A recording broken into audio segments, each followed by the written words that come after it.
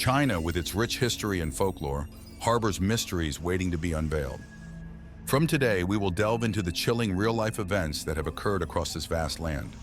In this channel, we will share some true horror stories that have happened in China, as shared with us by our internet community. Of course, if you have any terrifying stories from your own experiences to share, feel free to send them my way as well. So let's begin today's story.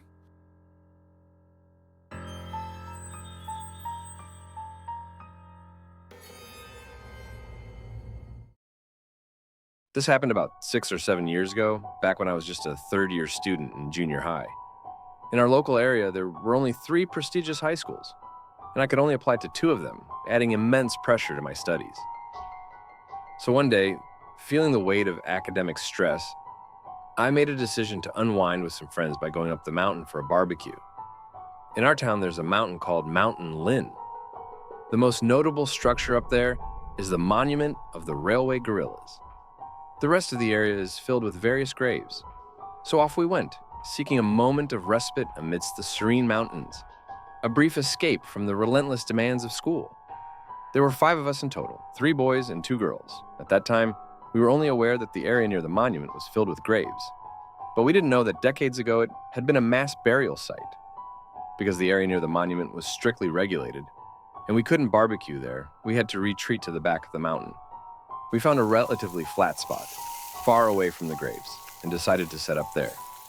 By the time we finished eating, it was around 5 or 6 o'clock in the afternoon, just as dusk was setting in. At that moment, my friend A, sitting beside me, nervously whispered, "Look at what's behind B." At first, I didn't pay much attention, dismissing it as nothing. But suddenly, I felt a noticeable drop in the surrounding temperature. I turned abruptly to look and realized that everyone except B was staring intently at the bushes behind him. It was then that I noticed, within the foliage behind B, a head wearing a straw hat, glaring directly at us. The eyes of that person kept darting around, scanning us incessantly. I was terrified at that moment, and B also sensed that something was amiss with everyone's reaction.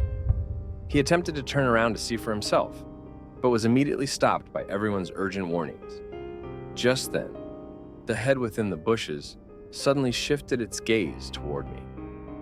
As that head bore down its stare on me, a chill ran down my spine, sending shivers across my body. None of us dared to move, locked in this tense standoff with the head. The standoff lasted for what felt like about 10 minutes, until suddenly A couldn't bear it any longer and let out a scream before bolting away.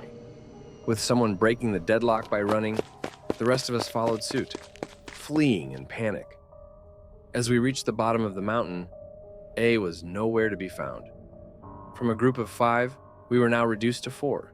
After hastily bidding each other farewell, we all called our parents to pick us up and take us home. That night, without prior arrangement, we all had the same dream. We dreamt that we were all tied together and being lectured by someone. Afterward, all 5 of us came down with a fever. A's fever was the most severe, requiring hospitalization for several days without improvement. My mother, who already had some belief in supernatural matters, took me to see a local witch. The witch explained that it was because we had eaten the offering of the person we dreamt about. She advised us to return to the original location and make offerings. After saying this, she sprayed me with rice wine. Afterwards, following the witch's instructions, my mother went back to the original place to make offerings. Soon after, everyone's fever subsided. Later, I learned that when we were barbecuing, fearing to encroach on other areas, we had drawn a circle on the ground.